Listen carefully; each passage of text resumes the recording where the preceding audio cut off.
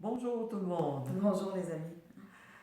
Eh bien, cette semaine, on a choisi un sujet qui, je ne sais pas, mais j'ai comme l'impression, on a eu l'impression que ça préoccupe pas mal de monde. On a choisi de parler de l'âge. Euh, Ça préoccupe beaucoup de personnes. Je pense qu'une des raisons, c'est qu'on est conditionné à croire que avec l'âge, on perd de l'énergie, on est plus malade, et etc., etc., etc. Et comme ce conditionnement-là est très fort depuis notre enfance, ben on y croit mordicus.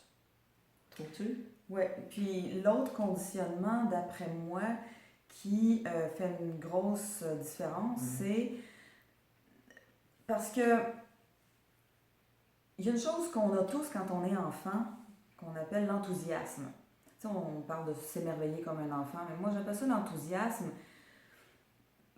On a parlé la semaine passée de passion, mais j'aime encore plus le mot enthousiasme. Je vais vous dire pourquoi. C'est que enthousiasme, en grec, ça veut dire rempli de Dieu.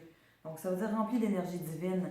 Pour moi, l'enthousiasme, là, c'est l'énergie de notre âme qui nous communique ce qui est le plus passionnant, intéressant, émerveillant et enthousiasmant. Donc, Et vivant. et vivant. Et, c'est ce qui fait qu'on s'emballe quand on est enfant. Mais en toi, on est conditionné à perdre ça, c'est que on se fait dire assez jeune, bon là, ça suffit de t'énerver puis de t'exciter pour rien, là, faut que tu sois sérieux, là, tu grandis, là, faut que tu sois sérieux, faut que tu sois sérieuse. Puis même avant de grandir, hein, parce que quand les gens entrent à l'école, déjà, quand ils s'assoient sur le banc d'école, ben là, il Ouais, faut que ce soit sérieux. c'est ça. C'est plus amusant. Alors qu'on sait que les enfants apprennent beaucoup mieux en s'amusant. Mm. Donc, c'est tout ça qui vient. C'est vrai, l'enthousiasme, tu me dis ça, là, puis je trouve que ça a beaucoup de sens. Donc on s'éteint tranquillement, puis à partir de très jeune, on s'éteint, on s'éteint. Moi, combien de gens qui me disent, je leur demande qu'est-ce qui te passionne, qu'est-ce qui t'emballe, qu'est-ce qui t'enthousiasme? Je dis, ah, ben moi, il n'y a rien. Mm. Je dis, voyons donc, ça se peut pas. Avez-vous déjà vu un petit enfant qui est pas plein d'enthousiasme et plein d'excitation pour tout ce qu'il trouve, tout ce qu'il rencontre, même les choses les plus anodines. Donc, comment ça se fait qu'on perd ça? Et sauf qu'on le perd, mais on peut le retrouver. C'est pas disparu pour toujours, ça, là. C'est là que je dis que le conditionnement est puissant.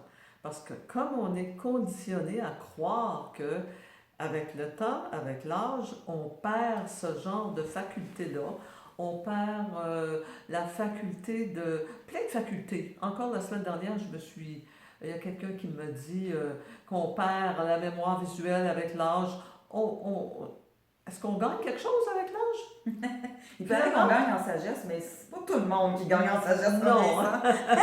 Mais vous savez, tout peut s'améliorer. Tout, à mon avis, peut... on change, mais on change pour le mieux. Pas parce qu'on perd quelque chose. Moi, je vous donnais un exemple, c'est que j'étais allée chez le dentiste, j'avais 40 quelques années, j'avais des problèmes de déchaussement, puis il me dit, oh, ben ça, c'est des choses qui arrivent avec l'âge. Ben non, c'est pas des choses qui arrivent. J'étais dans la quarantaine, là. Alors, et j'ai toujours eu du trouble avec mes dents, même quand j'étais enfant. Donc, il y a des choses comme ça. L'exemple de quand tu t'étais cassé le poignet. Ah, j'avais tombé sur une roche, une grosse roche, puis j'étais dans la forêt, et puis il y avait une côte. Quand j'ai tombé, j'ai glissé, et j'ai tombé de tout mon poids en glissant sur cette roche-là, le bras sur la roche, et mon poids était sur mon bras. Je me suis fracturé le poignet. Puis il y a une dame que je connaissais bien, qui était une personne qui était autour de nous, là, et qui dit, ben, tu dois faire de l'ostéoporose. J'ai dit, comment? Pourquoi je ferais de l'ostéoporose? Ben, tu sais, quand tu tombes comme ça, puis tu te fractures un poignet, alors moi, j'ai dit, ben, quand est-ce que c'est dû à l'ostéoporose qu'on se fracture un membre? Quand est-ce que c'est pas dû à l'ostéoporose? Ben, elle dit, ça dépend de la hauteur. Ah bon, à quelle hauteur on commence à accorder ça, la raison à l'ostéoporose? Quelle hauteur faut être? Et Caroline s'est mise à Oui, raconter. j'étais là, puis j'ai dit, ben moi, quand j'avais 5 ans, je suis tombée en bas de mon tricycle. C'est pas bien haut un tricycle, là. Je suis tombée en bas de mon tricycle, puis j'ai dû mal tomber, je présume. Je me suis cassé un poignet. J'ai dit, est-ce que je faisais de l'ostéoporose à 5 ans? Donc là, je savais plus trop quoi dire. Mais on se rend pas compte on se rend pas compte des croyances qu'on adopte comme ça, puis qu'on remet pas en question, mais qui n'ont pas beaucoup de bon sens. Parce que, en fait, pourquoi il y a beaucoup de gens qui perdent des facultés en vieillissant? C'est pas parce qu'ils vieillissent, c'est parce qu'ils s'en servent pas. Je pense aux enfants, les enfants qui sont toujours en train de jouer, qui étaient, parce que ça joue moins là, les enfants, mais qui étaient toujours en train de jouer, il n'y avait pas de mal, pas de douleur aux muscles. Mais quand ça fait 20 ans que tu n'as pas bougé et tu te mets à bouger, c'est sûr que dans les muscles, tu vas t'en sentir temporairement, mais quand même. Mais ça, c'est pas parce que tu es vieux, c'est parce que ça fait longtemps que tu t'en es pas servi. Un autre exemple, tu sais, je pense à mon grand-père qui, à un moment donné, il marchait beaucoup. Il jouait au golf après sa retraite. On parlera d'autres exemples de lui. Il y a beaucoup d'exemples qui nous viennent de cet homme-là, mais je me souviens, il marchait beaucoup, il prenait une marche à tous les jours, il allait jouer au golf plusieurs fois par semaine, il ne jouait pas avec un kart, il jouait vraiment en marchant. Et puis à un moment donné, il a été arrêté pendant quelque chose comme 2 mois, il a fait un zona. Donc il était très malade, puis là il ne pouvait plus marcher pendant 2 mois. Puis là, au bout de 2 mois, bien évidemment, il avait perdu ses muscles dans ses jambes, c'est normal, ça arrive à n'importe qui. Mais là, lui, il a dit, je suis plus capable de marcher, j'ai plus de jambes. Mais si ça y était arrivé à 40 ans ou 50 ans, il aurait dit, je n'ai plus de jambes parce que j'ai arrêté trop longtemps, je vais recommencer à marcher, puis je vais retrouver mes muscles. Mais là, ça y est arrivé à 85, 90 ans, donc dans sa tête, c'était, là c'est fini, j'ai plus de jambes, ça ne reviendra plus jamais. Écoute, c'est un très bon exemple, cet homme-là, parce que c'est un homme qui a fait de la construction de scieries toute sa vie, donc il a marché beaucoup, parce qu'à l'époque, les gars qui travaillaient dans des scieries... C'était pas avec de la machinerie lourde, là. Non, il marchait, il a construit les plus grosses scieries au Québec. Et il était passionné par ça, là, il parlait que de scieries et de boîtiage, etc. Et à 63 ans, il a décidé de prendre sa retraite parce que dans sa tête, il n'en avait pas pour longtemps à vivre. Puis il a dit, moi là, j'achète mon dernier char. J'achète sa dernière voiture. Et vous savez quoi? Ce pauvre bonhomme qui a arrêté de travailler beaucoup trop jeune pour lui, parce que lui était très passionné par ce qu'il faisait. Et il a acheté 5 voitures. Il est mort à 102 ans. Puis il est mort à 102 ans. Alors imaginez, et puis il l'a dit lui-même, ce qui m'attriste le plus, c'est d'avoir arrêté trop vite. Si j'avais su que je n'étais pas vivre si vieux, je n'aurais pas arrêté à 63 ans. Donc, on imagine comment on perd de la jouissance de la vie juste à cause de nos croyances. On a plein d'exemples comme ça. On a... il y a l'exemple, il y a toi qui as commencé à prendre des cours de chant à 70 ans. Oui, c'est ça. Moi, à 70 ans, j'ai commencé des cours de chant et j'étais incapable de chanter. J'étais incapable de chanter au clair de la lune sans fausser. Et je rencontre ce professeur de chant, puis je lui dis, est-ce qu'on peut vraiment apprendre à chanter à 70 ans? Il dit, on peut apprendre à chanter à n'importe quel âge. Ça fait 8 ans que je prends des cours avec lui. Je chante, j'ai du plaisir. Et j'ai fait mon premier spectacle solo à 71 ans. Ça s'appelait « Ma vie d'artiste a commencé à 71 ans ». Vous comprenez que moi, j'avais toujours rêvé, j'aurais voulu être un artiste, et j'avais toujours rêvé d'être sur scène, et là, enfin, je le réalisais. Vous posez des questions, où je prends ma vitalité? Dans ces choses-là, en premier. C'est certain que moi, j'enseigne l'étirement musculaire et ça garde la vitalité, mais dans pas que ça. Pas que ça. C'est entre les 2 oreilles que ça se passe. La vraie jeunesse, là, c'est vraiment dans la tête que ça se passe. Parce qu'il y a souvent, moi, des fois, je dis, il y a des gens de 20 ans qui sont vieux, puis il y a des gens de 90 qui sont jeunes.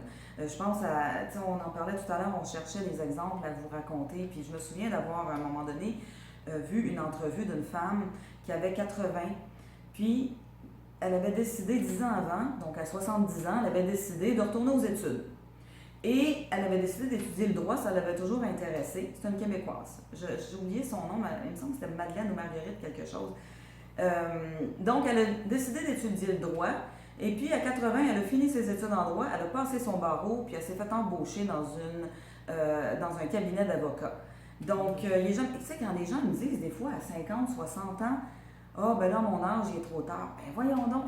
Les gens prennent une retraite à 55 ans aujourd'hui. Mais parle de ton expérience de pole dance. Ben oui, c'est ça. Moi, j'ai toujours aimé toutes les sortes de danse. J'ai toujours fait un peu plus ou moins de danse toute ma vie. Et puis à 52 ans, j'avais arrêté, j'avais fait du flamenco avant un peu, puis j'avais arrêté depuis quelques années. Puis ça me tentait plus de continuer ça. Puis je me disais, bon, qu'est-ce que je pourrais faire comme danse maintenant? Et puis, en plus, j'étais en burn-out cette année-là. J'étais vraiment épuisée. Et je me suis dit, qu'est-ce que je pourrais essayer comme danse? Là, il me semble que de faire du sport, bouger physiquement, ça me ferait du bien. Et puis là, j'ai toujours été fascinée par les gens qui font du pole dance. Bon, pour ceux qui ne connaissent pas c'est l'expression de pole dance, je ne sais pas les Européens si ça s'appelle pareil chez vous, mais en tout cas, c'est une danse, vous savez, avec un poteau, là, c'est acrobatique.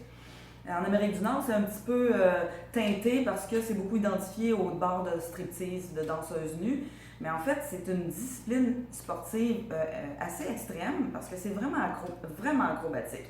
Puis moi, je décide à 52 ans, j'ai jamais fait de gym, j'ai jamais fait de ballet classique, j'ai jamais fait aucune discipline très extrême comme ça. Puis je décide, tiens, je vais aller essayer le pole dance.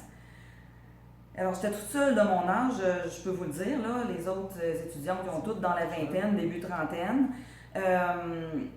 Mais écoutez, je me suis pris de passion pour ce sport-là. Ça va faire bientôt 5 ans que je le pratique.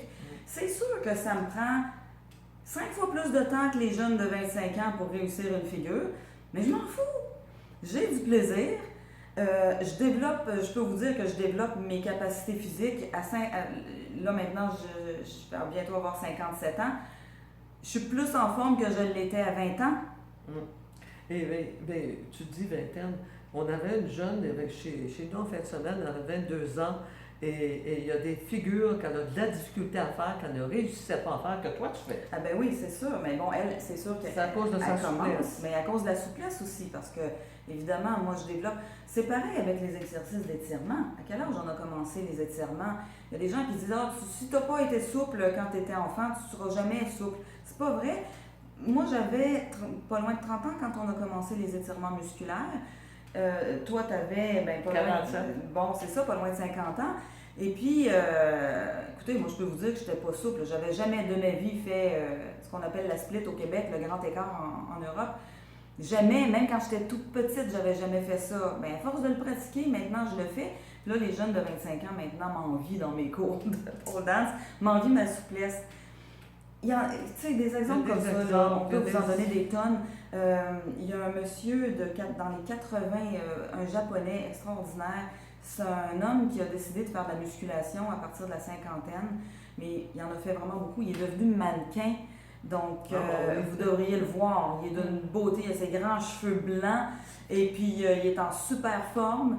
Il est probablement lui aussi plus en forme, comme il a commencé la musculation seulement à 50 ans. Il est probablement lui aussi plus en forme qu'il l'était à 20, 30, 40 ans. C'est ça.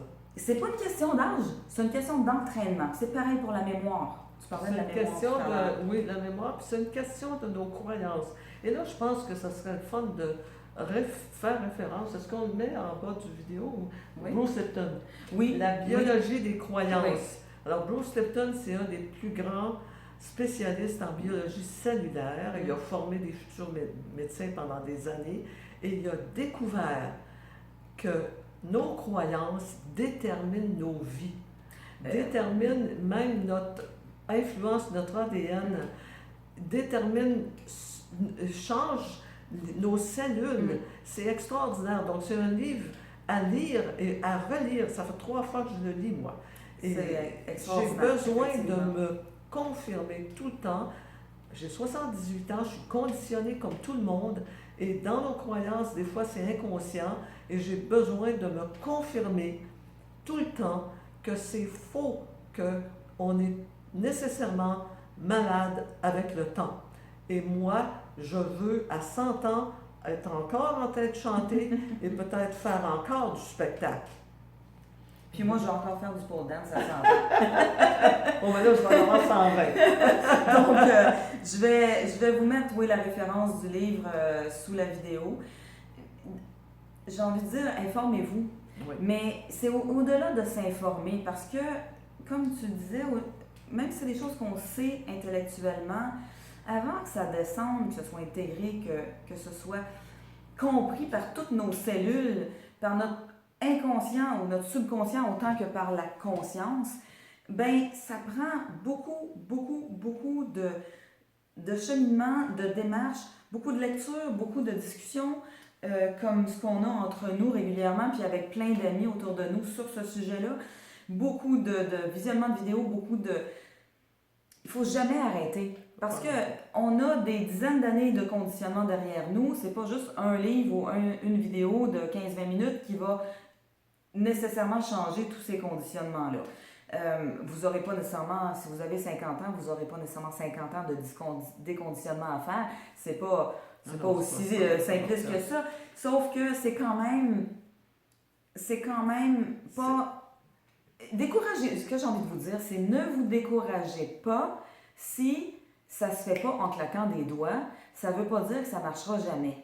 Bien, moi, je peux dire que ça fait 3 fois que je lis le livre de Bruce Lipton, puis je vais certainement le relire une autre fois, parce qu'à chaque fois que je le lis, j'apprends des choses, je reconfirme des choses, et ça vient me confirmer au niveau de ma conscience. Parce que ce que je peux vous dire, c'est qu'il y a une grosse différence entre le savoir intellectuel et la conscience. La conscience, c'est quand ça descend dans le corps. C'est quand on fait l'expérience. Et moi, je peux vous dire que je fais de l'expérience de ce temps-là, parce qu'à 78 ans, je fais l'expérience comment on peut être en santé à 78 ans. Donc, la conscience, elle est là. C'est ça. Et c'est comme si le savoir, c'est la différence entre le savoir, connaître quelque chose et le savoir. Connaître quelque chose, ça reste au niveau de la conscience. Vous savez qu'il y a entre 1 et 5% de tout notre esprit qui est conscient. Donc l'autre, 95 à 99% est inconscient. Et c'est quand tout notre esprit, les 100% de notre esprit, sait quelque chose, comprend quelque chose en profondeur, que là, on a la conscience. Je vais l'expliquer comme ça. Je pense que va falloir qu'on se quitte. Hein? Ça nous tente tellement pas. On a de la misère à s'arrêter. Il va falloir qu'on se quitte parce que là, moi, j'ai une petite crainte que ce soit trop long. Donc, en fait, puis la semaine dernière, on vous avait demandé si vous avez des sujets que vous aimeriez qu'on traite, de nous faire des suggestions par écrit. Donc, il y a une personne qui nous a envoyé, entre autres, une demande. Donc, ça va être sûrement le sujet de la semaine prochaine. Parce que dans les semaines précédentes, on a parlé de donner carte blanche à notre âme. L'âme nous parle par l'intuition, écouter l'intuition puis la suivre. OK? Elle dit, ouais, mais quand justement, on parle de conditionnement. Quand on a été conditionné toute notre vie à ne plus sentir notre intuition, à ne plus, non pas seulement la suivre, mais même plus l'entendre, même plus la sentir, comment on fait pour la reconnecter? Comment on fait pour... C'est comme un branchement électrique. Comment on fait pour rebrancher cette compétence-là, cette capacité-là? Donc, on va aborder ce sujet-là la semaine prochaine. La semaine prochaine. Alors, en attendant, moi, je vous souhaite une super belle semaine et contactez votre pouvoir de garder votre jeunesse. Puis moi, je vous lance un petit défi. J'aime ça, lancer des défis. C'est... Si vous avez quelque chose qui vous a toujours fait envie, un sujet d'étude ou une pratique sportive ou n'importe quoi qui vous a toujours fait envie puis que vous vous êtes dit « Ah ben non, quand même, je peux pas, à mon âge, il est trop tard, etc. » Commencez-le cette semaine. Donnez-vous la permission, en tout cas au moins d'en rêver. Si commencer, c'est un trop gros pas, là. Donnez-vous la permission d'imaginer que vous allez le faire à un moment donné. C'est possible. C'est possible. Bonne semaine. Bye.